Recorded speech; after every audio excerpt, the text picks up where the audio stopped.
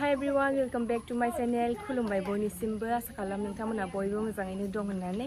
ओमफ्राय दिनै नोंथांमोननिसिम मोनसे गोदान भिडिअ लानानै फैलायबाय ओमफ्राय दिनैनि भिडिअआ जाबाय दिनै आङो आयंमोननाव माइ गायनो नागिरदों माने आङो आयंखौ होनदों नालाय नोंस्रा माइ गायथ'वाखैबा नोंस्रा माइ गायथ'वाखै उनाव गायोबा आंखौ लेंहर होदों नालाय आङो आयंखौ ओमफ्राय दा आयंमोना दिनै माइ गायनो नागिरदों बेखायनो आंखौ लेंहरदों आरो माने दाखालिहाय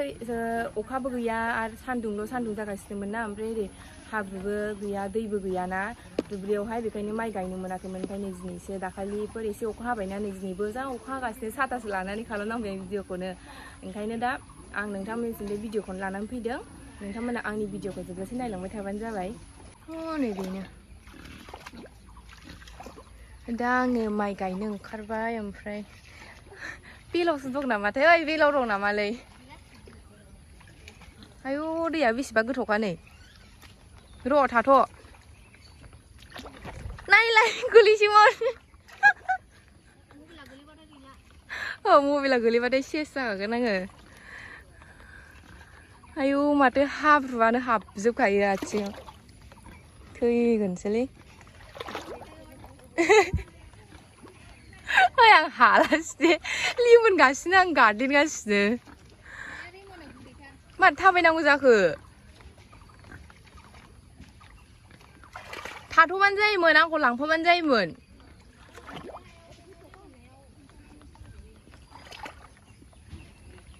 नै माइ गायग्राफोरा आयौ जि खस्थ' थाबायबाय आङो मा होनदों औ जा खस्थ' थाबायबाय आङो दख'नाखौ एसे गुसुं गानबावनांगौमोन एसे फाथंनो एसे गोलावद्राय जाबाय बिदि दैया एथ'रा बिदि बुरजा जागोन होनना मिथियामोन ना आङो गायजेनबायबो सुरु जाजेनबाय आं माबायदि गायो नोंथांमोना भिडिअखौ नायलांबाय थाबानो जाबाय आंथ' गायफेराखैबो दिनैसो गायगोन गायनो रोंगोन ना रोङाथाय मानो रोङा जानो रोंगोन सोलोंबालाय रोङैखौ सोलोंखानानै थानांगौ सोलोंखायाबाबो जाया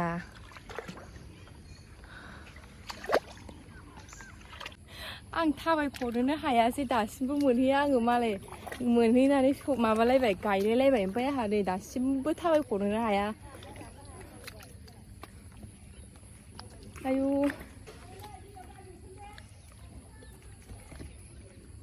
गरम मोनलायलायबाय आं अखा हाबाबो दहाय गोजांलायदोंमोन आङो दासो आलि गाखोनानै अखा हाबावबानो जासै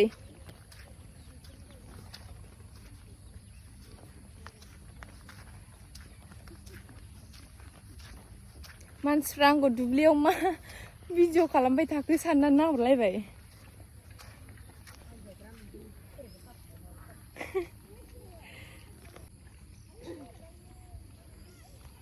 गायजेनबायबो नैबेखौबो गायजोबगोन नामा नैबेखौबो गायजोबगोननो बेखौ गासिबो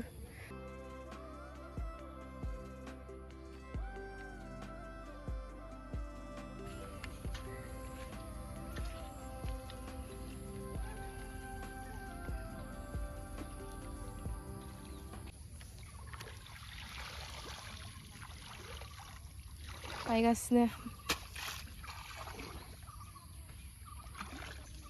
गायनो गोरोंखाय मालाय जि थाब थाब गायथारो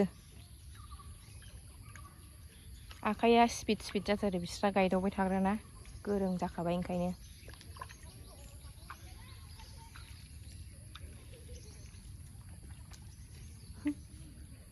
हनै आनैमोना मालाय दब्लायसे जोबलायबायनो खोनाफैलायबाय आङो जोब्बायलै दब्लायसे होनलायनाय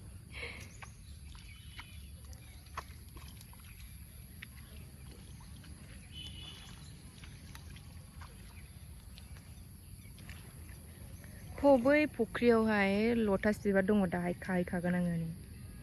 मोनसेबाबो खाखाथारगोन आङो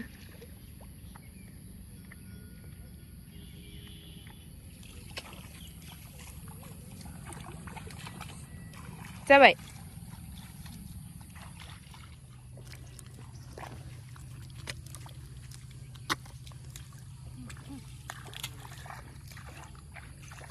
जाबाय औ आं गायनोसै एबार माबायदि गायगोनथाय बेसे बुरजा बुरजा लानांगौ जाबाय औ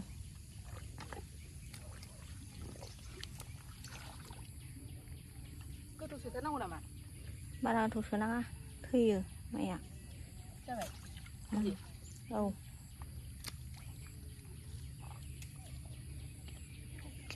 रोंफेरै गायनायफ्रा माबायदि जागोन बे दाना माइयानो थैजोबसैलायनो बेसारा आयंआ दाखालिनिफ्रायनो गायनो मोनाखै अखा गैयिनि थाखायनो आरो दुब्लियावबो हाब्रु गैयामोन ना ओमफ्राय दिनैसो गायनाय जाबाय ओंखायनो आंबो गायनो लुगैखादोंमोन नालाय ओमफ्राय आयंखौ होनहरबाय थाखादोंमोन माइ गायोबा आंनो खबर हर आंबो गायहैफागोन ओरैनो ब्लग खालामथावथाव होननानै ओमफ्राय आयंआ लिंहरबाय नालाय ओंखायनो फैबाय आं गायफैबाय रोङाबाबो गायनाय नायसै एसे जाबायानो ना रोंबाय फुनांगौल'सो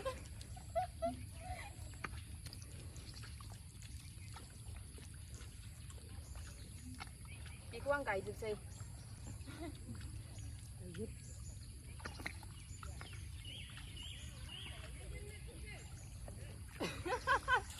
गायदोंना एफा मोजां मोजां गायदों आङो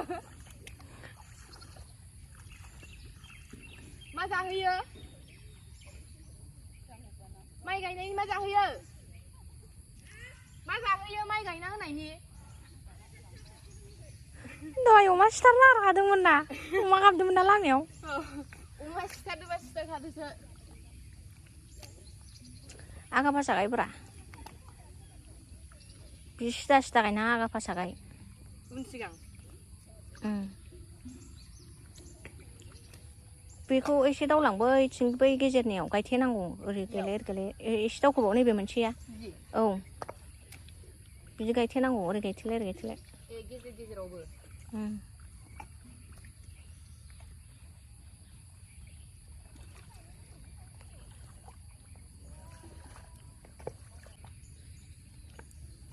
आं एसे गुसुसो गानखादोंमोन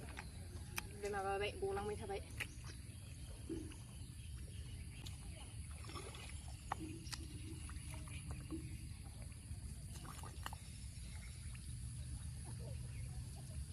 गायफेरि गायबाबो गायनो रोंबाय आंहा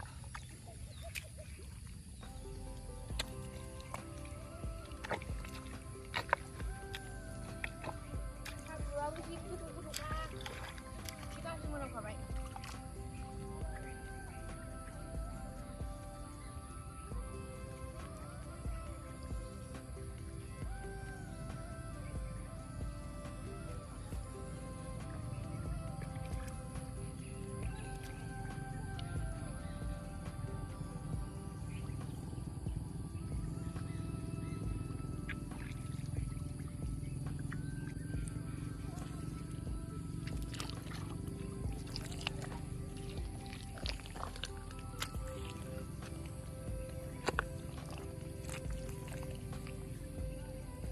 गायनो रोंबायहाय आंहाबो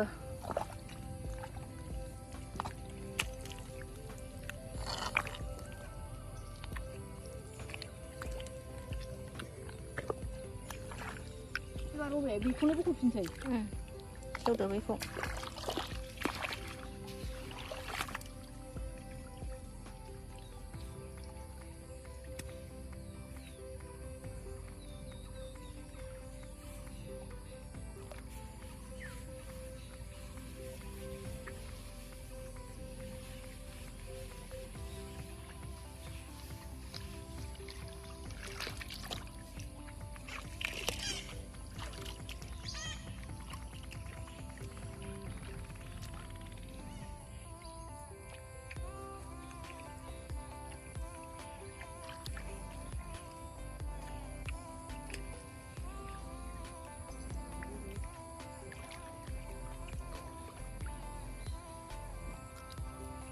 बेलाव दंबाथाय आं गायखायामोन आयौ मावसिगोन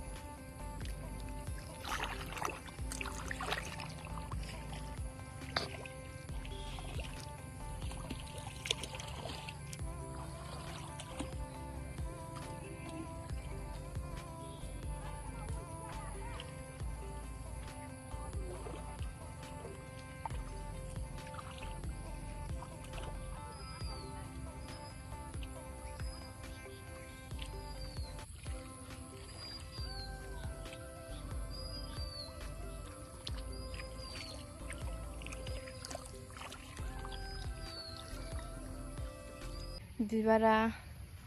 लटास बिबार आं खानो लुगैथारदोंमोन मोनसेबाबो खावखाथारगौमोन आङो ओमफ्राय बेसेबांबा गोजान गोजाननि दैयाबो गोथौथारनो जि साइज साइजखामोन मारै मोनबावनो दे आं दाना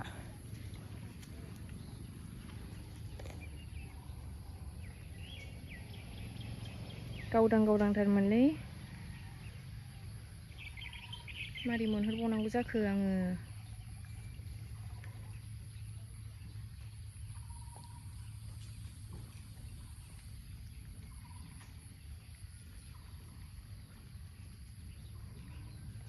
आहा गायखांबाय दा ओमफ्राय ओरै आयंमोन गायगासिनो हनै अखाबो हागासिनो ना ओंखायनो आङो बांद्राय मोजाङै खालामनाय जायासै भिडिअखौहाय ओमफ्राय ओरै दादायाबो ओरै टाउन थांनांगौ नालाय बेखायनो भिडिअ हमना होनो टाइम गैयाना बेखायनो आङो भिडिअखौहाय बांद्राय गोलाव खालामबाय थाला जिखिनि हायो इसेबां खालामसै आङो नोंथांमोना भिडिअखौ जोबजासिम नायलांबाय थाबानो जाबाय आं दसे गायबावनोसै आरो एसे गायनोसै आङो ओमफ्राय बेनि उनावहाय थांसै आं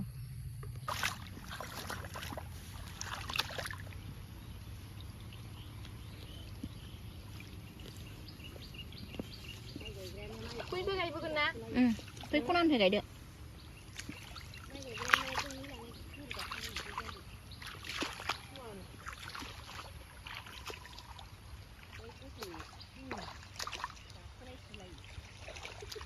उन्दैफोरबायदि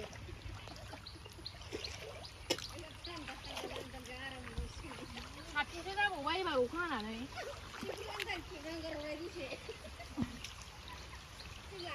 गस्ला खुलायबावबाय हनै सासे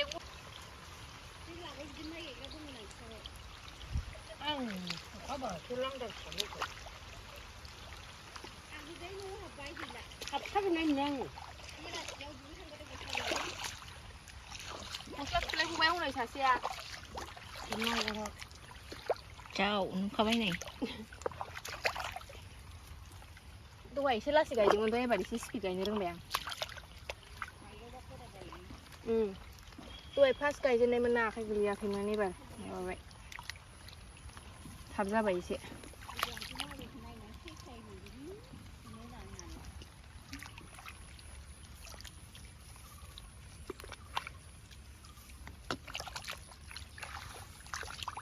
इजिसोहाय माथो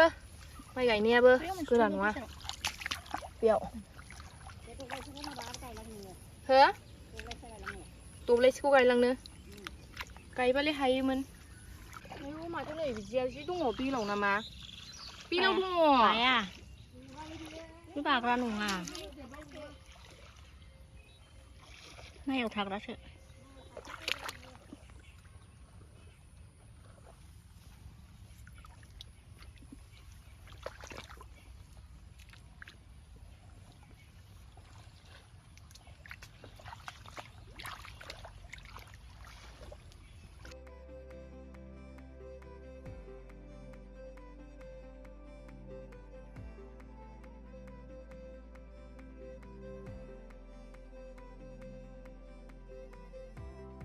थिं एसे नायसै ओमफ्राय हरैथिंजायनि माइ गायनायखौहाय हरै जोंना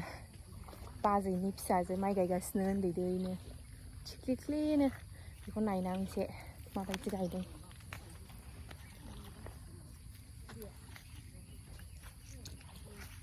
आंहा गायफेरा बारा गायनो रोङा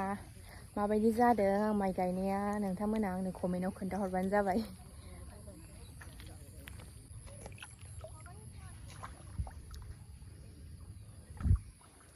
हनै बैसोरा गायनायखौ एसे नायनोसै आङो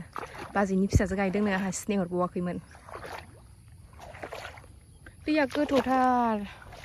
हान्थुसे हान्थुसे जालायथारो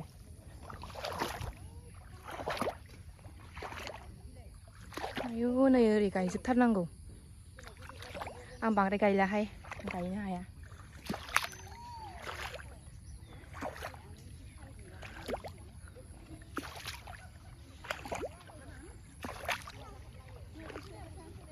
मा मुस्रोम माबा मोज्लाय थिफ्रि फ्रिनो मालाय हनै हाफपेन्ट गानलायनानै माइ गायदों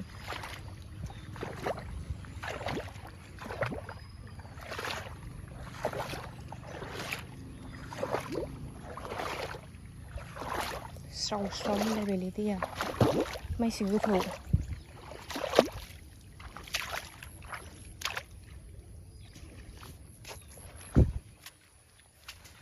दासो आलि मोनबाय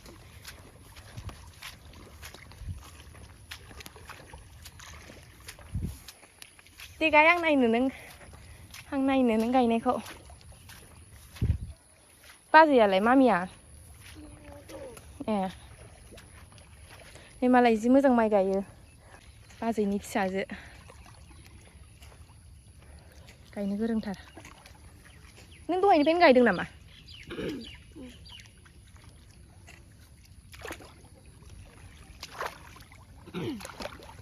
बेखौनो गायदों मालाय गायनो रोंगौ गायनो गोरोंथार नै गाव गायजोबनायनो बेखौ दे गायदो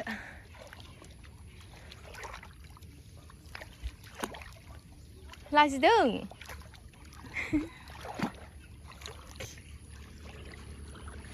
बेखौबो गायजोबगोन सिनायथि बेखौबो ए नोंसिना बेल' ए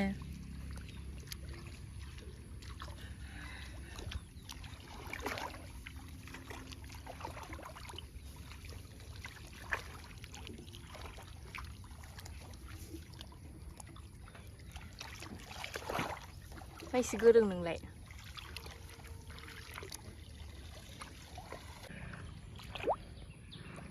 आरो बैयाव आयंमोन गायगासिनो बाव नै आयं नाहरलाय नै आं भिडिअ लादों नोंसोरखौ औ दे गायदो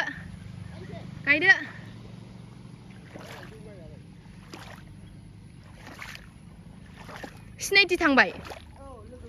ए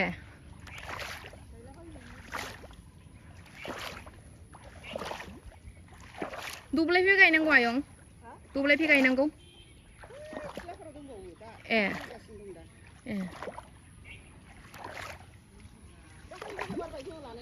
हो ओहो दासिमबो जाथ'वाखै ओहो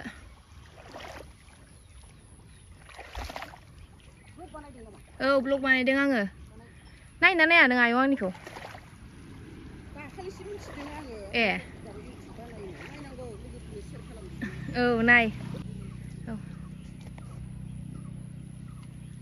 औ बेबो आंना आयंआ बेबो ओमफ्राय दा केमेरा हमग्रा गैयिनि थाखाय आं बिसोरजों गायफानो हायासै आरो दादायाबो गैया नालाय दादाखौ लिंहरदोंमोन आङो ओमफ्राय दादाया टाउनाव थांब्रबनांगौ जाबायना बेखायनो आं आयंमोनजों गायफानाय जानाय नंला नङाबाथ' एसे गायना होनो लुबैदोंमोन आरो आङो गायगासिनो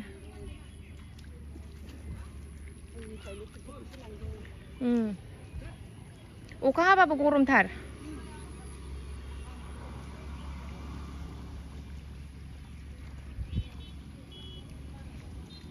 आङो गायखांबाय मेंलायलायबाय आङो गायफेरै गायनाय नालाय थेवबो जेसेबांखिनि हायो गायबाय आङो